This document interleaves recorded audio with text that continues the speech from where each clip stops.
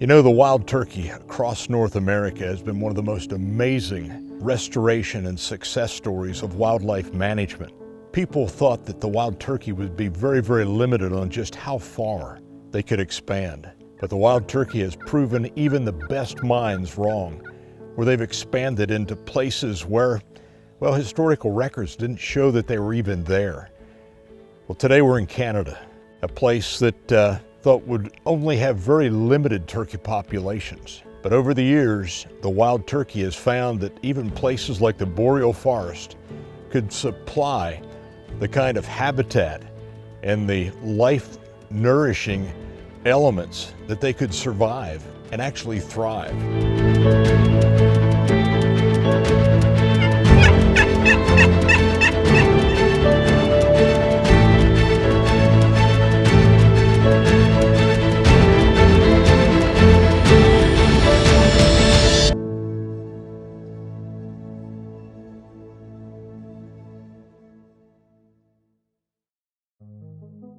Back in the early 90s, the National Wild Turkey Federation was invited to have a wild turkey symposium in Ontario, and we brought representatives from 7 different states, biologists, wild turkey biologists, that brought along their expertise, their knowledge on what it would take to have wild turkeys, to talk about trap and transfer, to talk about habitat, how to manage that habitat, how to manage having a season.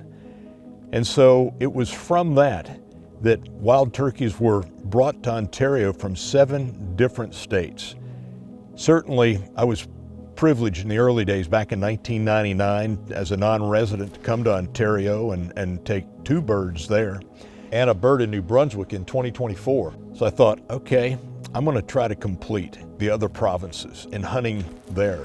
But one of the keys was in the province of Alberta, with their very limited season and for residents only, how would that happen?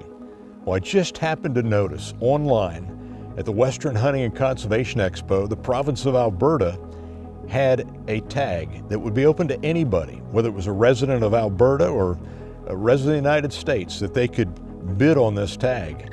Well, I was very fortunate to be able to get that tag and to become really the first non-resident alien to be able to come to hunt in the province of Alberta. It's a unique area in the sense that we have cold spells and snow, and then we have warm spells with warm Pacific winds, which in the region they're called Chinook winds, which is an indigenous term for snow eater.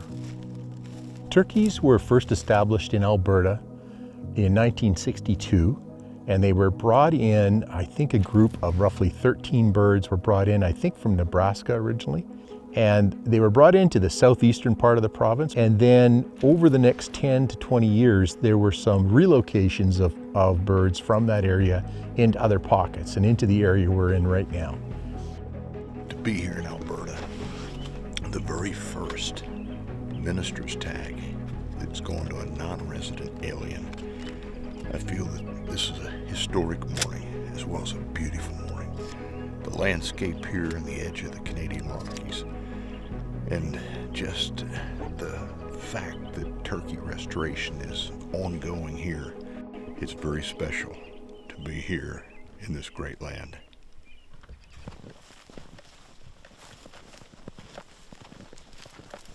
That one sounds like it's over top of this ridge. Get up there, we're going to be able to hear. Exactly. We'll get right on top. And then once we get on top, it's kind of pretty smooth sailing up. This is, this just follows east. So. When you've been here scouting, how many might you hear? 4 or 5. Oh, really? Yeah. 2 or 3 in one spot, and then maybe 2 at another, and maybe a lone one somewhere else. Yeah. And then other times, just 1 maybe.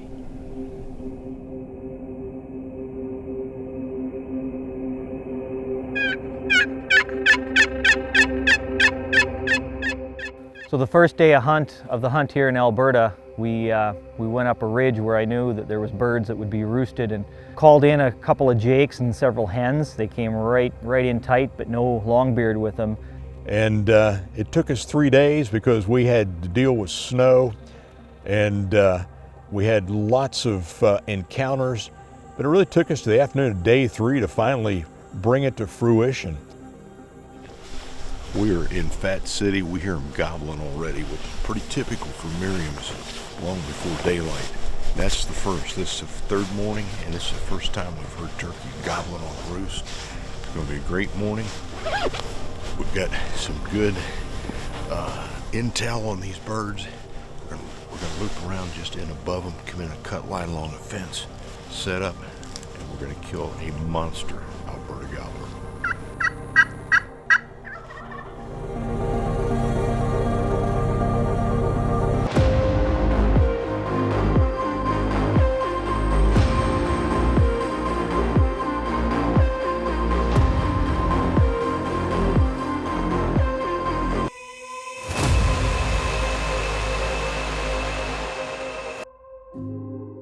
What a thrill it was to be able to be the first to take a turkey as a non-resident alien. And I thought, well, it's going to go from here to British Columbia.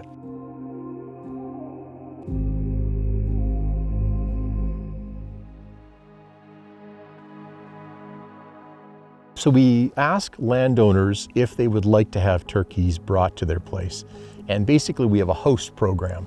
And it's astonishing how many people say yes. Like, it's very rare for us to have a landowner that will say, no, we don't want turkeys on our place. Just like other jurisdictions in the past, you need to do translocations year after year after year after year. And as you build those small subpopulations, and when those subpopulations start to grow, then you relocate some of the surplus birds from that area and you put it into another dozen spots. You're going to have some high times. We've had 2 easy winters in a row now, but you're going to get a rough one every once in a while, and you have to get those subpopulations up so that they're self-sustaining and able to sustain themselves through a low part. Well, we're in British Columbia, day after a kill in Alberta. We met a guy in a breakfast shop. Said he had lots of turkeys at his house. Gave us his address. We came over and looked, and sure enough, we took a little walk. He's got 25 acres. We looked over across a gas line, and there they were, 3 strutters and a bunch of hens. And we're going to set up and try to kill one here early in British Columbia.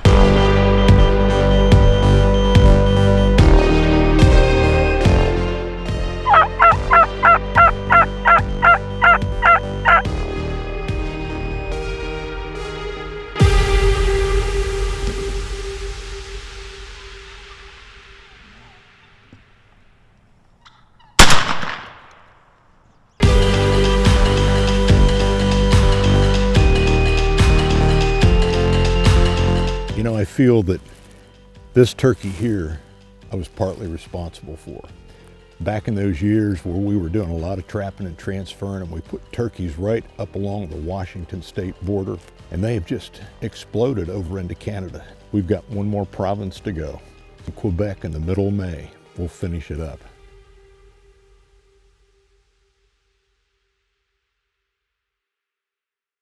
We're in Quebec. We're about to really turn it on. We've seen so many turkeys driving into this place. It's been unbelievable. Steve, thanks for having us here. Thanks. It's my pleasure. This is my final leg for a Canadian Wild Turkey Super Slam.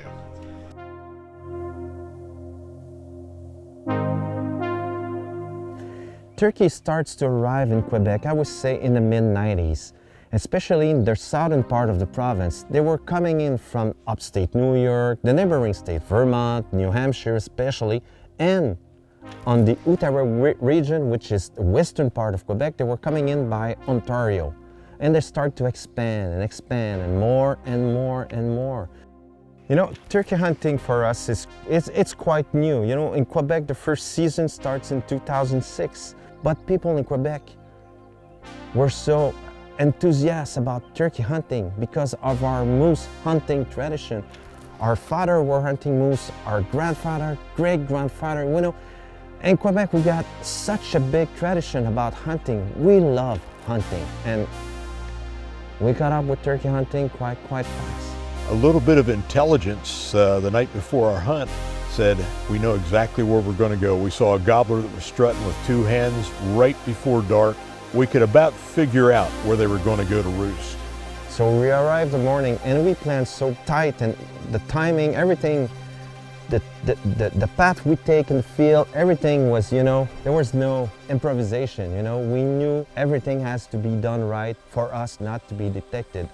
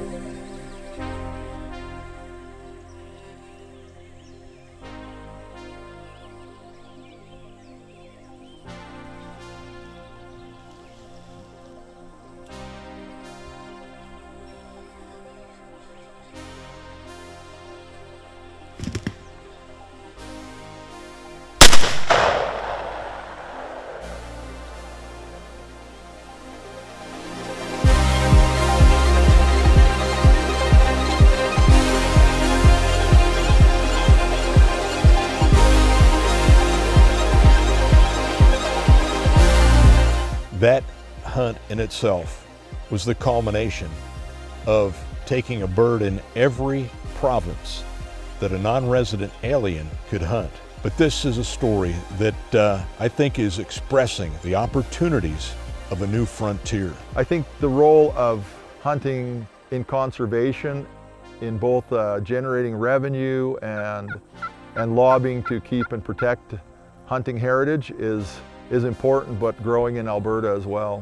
And I would just say this, that the interest in turkeys is very high. We often get somewhere between 10 and 20,000 hunters wishing for the opportunity to take a turkey in Alberta.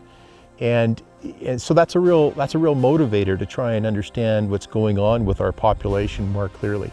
I think as we look to the future, we can be helpful as hunters, helpful as volunteers, helpful people that want to do good things for conservation. So with that, I say thanks. Thanks to the many, many people that have brought back the wild turkey from the brink of extinction to extend it far beyond their ancestral range.